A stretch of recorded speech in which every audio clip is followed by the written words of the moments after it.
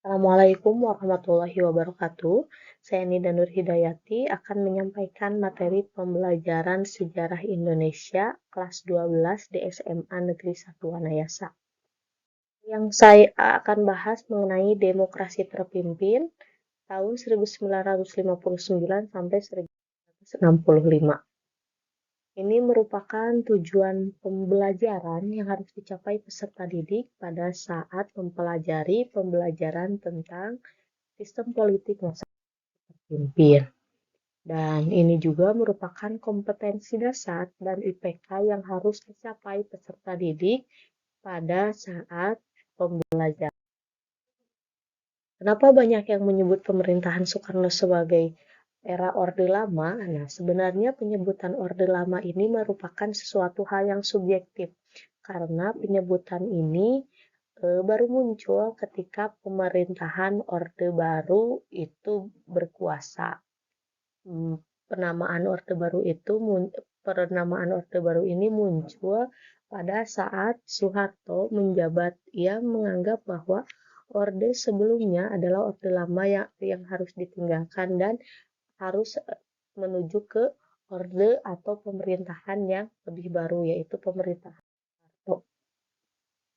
Adapun berakhirnya demokrasi liberal atau dimulai demokrasi terpimpin itu diawali dari Dekret Presiden 5 Juli 59 yang dicetuskan oleh Soekarno.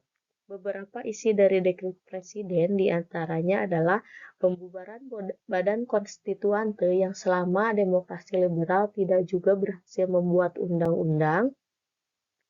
Yang kedua, penetapan kembali Undang-Undang Dasar 1945 sekaligus menghapus UUDS 1950 dan pembentukan DPAS dan DPRS sebagai pengganti Dewan Konstituante.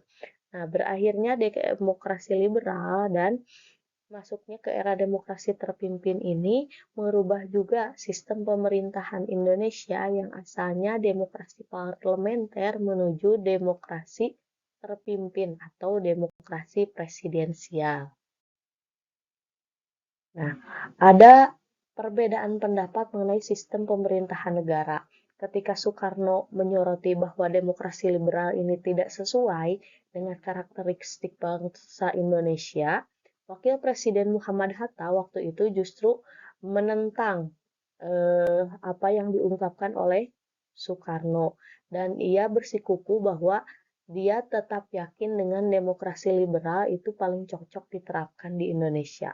Perbedaan pandangan ini menyebabkan Wakil Presiden Muhammad Hatta harus mundur dari jabatannya sebagai Wakil Presiden.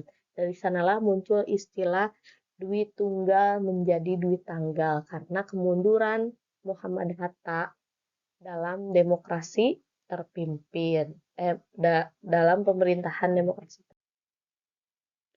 Adapun perbedaan kewenangan Presiden Soekarno pada masa demokrasi liberal ketika diterapkannya Undang-Undang Dasar 1950 dengan kewenangan Soekarno ketika kembalinya Indonesia atau ke Undang-Undang 1945 atau pada masa demokrasi terpimpin adalah yang pertama, pada saat Undang-Undang Dasar 1945 atau pada masa demokrasi terpimpin, Soekarno itu bukan hanya menjadi kepala negara, tapi juga kepala pemerintahan dan juga bisa memberi hak pemberian gerasi, amnesti, abolisi sebagai panglima perang tertinggi dan juga berhak mengangkat duta besar. Nah, pada masa demokrasi terpimpin juga dikenal konsep Nasakom, nasionalis agama dan komunis yang dijunjung oleh Soekarno. Konsepsi ini sebenarnya sudah diungkapkan Soekarno ketika dia masih menjadi mahasiswa di Teknik Hock School.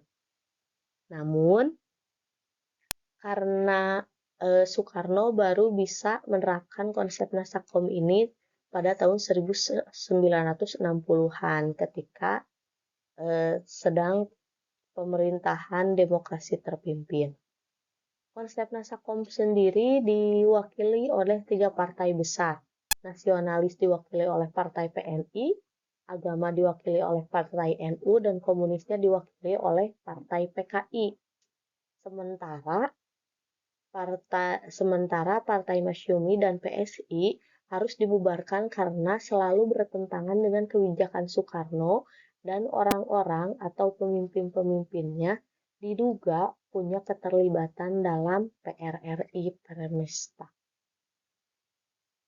Sekian materi awal mengenai konsep demokrasi terpimpin yang saya bahas.